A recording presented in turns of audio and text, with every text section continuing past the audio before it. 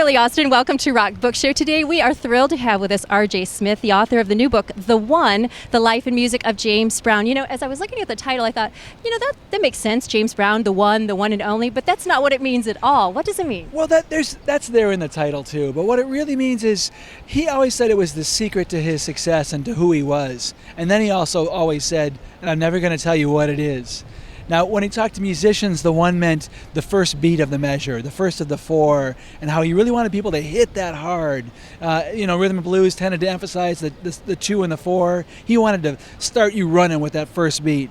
But beyond that, the one I think to him was about living in the moment. It was a philosophy about not waiting for tomorrow. Who knows whether you're going to be eating steak or fatback tomorrow, he would say. Just live for today and eat the steak you got if you got it, and if you don't, go with what you got. Yeah, and that's really how he did live his life, fast and hard and on the one.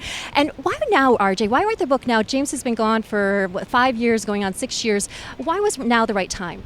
Wow. Well, I guess it's always a good time to talk about James. And there hasn't been a book. There hasn't been a good biography of the man. So I wanted to read it, so I decided to write it. Yeah, you did. And did you read his autobiography? Did you find anything in there that also might have been a stimulus for this book? You know, he wrote 2 autobiographies, and the first one is terrific. The first one, you can kind of hear or read where he kind of runs out of steam or loses interest or went on the road and stopped talking to the co-writer. But for a while, there's great stuff.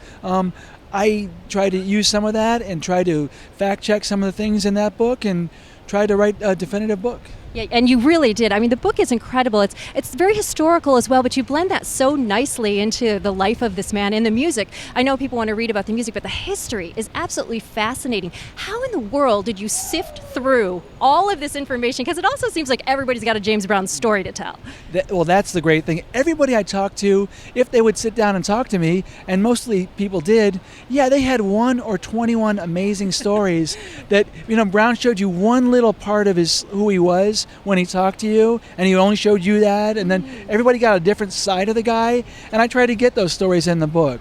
But the history part, well, I love history, and I wrote a book that is definitely about a musician, but I really wanted to write ultimately a book that was about a man who made history and who lived in a historic time, the 50s, the 60s, the 70s, and who really interacted with historical events and had something to say with them. He talked to presidents. He was up there on the stage with presidents. He talked about civil rights. He wrote dangerous, powerful songs that spoke to the moment. I wanted to describe that moment. Yeah, and you did, again, so beautifully. I was surprised at what an activist he was. I almost, would you say he was an accidental activist? There's definitely a Candide component to it of the world changed around him and he better change too. And he was incredibly, obviously ambitious. And he smartly realized if people asked you Bob Dylan was getting asked about events. He wanted to be that kind of figure. So he better have some things to say about it. And he, of course, had real profound feelings. Being an African-American Southerner, he had stuff to say. Yeah, and he was very well-spoken. I don't know if a lot of people would, automatically conjure up that notion with James Brown, but I think, again, because like you were saying, it meant so much to him. It was very easy for him to then put that out there. I loved one of the things in the book you talked about when he was interviewed with David Susskind and how he really stood up to him. It was incredible. He spoke poetry. I mean, people kind of make fun of the way, his rough voice, and he was hard to understand, and he had a lot of teeth problems sometimes that made it harder to understand, and a Southern thing. But when you heard what he was saying, he was deep.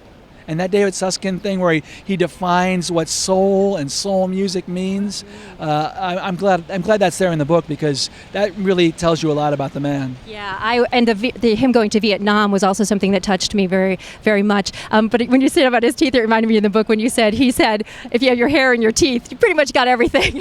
That was like the most famous quote I think James Brown ever delivered was, that hair and a teeth, the guy has that, he's got it all. And he spent, 3 times a day he had his hair done. Teeth were his downfall too, because it was he got addicted to some painkillers from going to a dentist, his family said. Late in his life, he was diagnosed with a disease that killed him by going to the dentist, and the dentist saying, you have to go to the hospital. Hair and teeth, that's the life of the man. There was another great story in the book of him and Little Richard sitting in the beauty shop, not a barber shop, a beauty parlor, getting their hair done. He and Little Richard were buddies. buddies, which is interesting. Maybe people wouldn't assume that automatically. Richard is and was a great guy who was really generous in bringing up talent that he saw around him. James Brown wanted to take the stage at a Little Richard show when they were both on the small-time circuit. Little Richard knew better than to do that. But he said, I'm going on break. You can sing while I'm on break. And he loved what he heard, and he started helping the guy. He gave him the number of his agent. He helped move him to Macon, where Little Richard lived, and he gave him tips on his hair. And James Brown, in short order, was taking lessons in hairology from the master. And interestingly, went out and impersonated Little Richard at one point. Yeah, when he was ready to work at the drop of a hat, and he needed the work. And when Little Richard hit it big and moved to the West Coast, suddenly there were all these dates somebody had to fill in the South. So James Brown got his band, some of Richard's guys, and they did an impersonation act. And the thing is, if you knew Richard at all, Brown really doesn't look like him. So for a little while, he would kind of do it, and then he would be like, no, I want what Little Richard's got. He's a competitive guy, and he started doing his own songs, and he would go over the top trying to turn every Little Richard fan into a James Brown fan. Yeah, and with the flips and the splits, and all, he really mastered his showmanship there. Who were James Brown's heroes? Bojack is a boxer in Augusta, Georgia. Very similar to James Brown. Not a tall guy.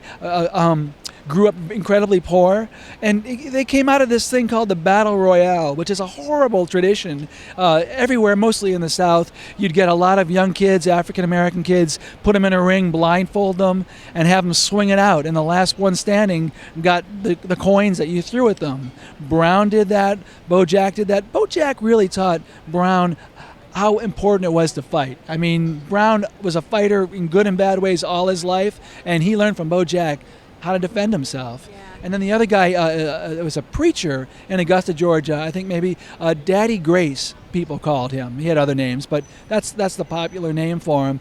And he was an amazing religious figure, African American. He had long fingernails. He was a showman. He preached the gospel of prosperity before most people ever heard that. He was also he loved music. He had jazz bands and marching bands in his church. There was a big church in Augusta where Brown lived, and Brown heard it. He would go to the services just to hear the band. Yeah, you have to remember, James Brown was only 5'6" and full of scrap. But when you add the hair on, that's almost 6 feet. Right, at least. Now, later in life, James Brown, he really didn't ever want anyone to upstage him, as you were saying, but he seemed to have an affinity for Michael Jackson. And there's that wonderful clip of them at the BET Awards where Michael Jackson brings out his cape, surprises James Brown, and then James ends up putting the cape on him. What do you think about that moment? Well, that's really powerful, and it tells you something about both of them. The way Michael was Michael was a competitor too. He was and he learned from James Brown so much, and he was going to try to take the moment if he could from Brown. And he was more popular on the charts at that point. Brown was a lifetime achievement artist, so Brown somehow turned the moment back onto him with the cape that he paid tribute to Michael with. It actually made him seem like he was taking the high road. And it was a beautiful moment for both of them. Yeah, very different from that other tape that's out on the internet with Michael Jackson, Prince, and James Brown. That is the craziest thing. Yeah. I mean, I wish there was a whole show of that tape. I know. It's a great little taste. It just makes you want more. Oh my gosh! And Prince is not giving up that stage. I know. I mean, the battle of the egos. Oh my God. Well, we're here in New York. It's like egos. I love this story that's in the book about Muhammad Ali and James Brown. They were friendly. I think they saw a lot of each other, a lot of themselves in each other. And here in Times Square, they had a contest. They would get out of their taxi cab they took together and try to see who stopped more traffic when they got out of the cab. I don't know who won, but each of them probably said they won. Well, ultimately, what do you think James Brown's legacy should be? Wow. Pop music today is unimaginable. It would be really different and smaller without James Brown. I think you see it in performers like Michael Jackson, in some ways his greatest disciple. You certainly hear it in hip-hop in all kinds of ways. We've moved past the age of James Brown samples to the age of his spirit being sampled. In everything from Kanye's over-the-top braggadocio to a pride in self that comes out of Say It Loud, I'm Black and I'm Proud. You see it in Bruno Mars at the Grammys this year, who reanimated James Brown. I see it in African-American comedy. You see it in Al Sharpton. who is a disciple as well. He does his hair differently now, but he still pays tribute. He does. And that's a good point, actually. Al had to keep his hair like James Brown as long as James was alive. It's like a fairy tale bargain where somebody promises you this amazing thing, but you have to make this strange promise that you can never break. And it was, I'll make you a star, Brown literally said to Al Sharpton.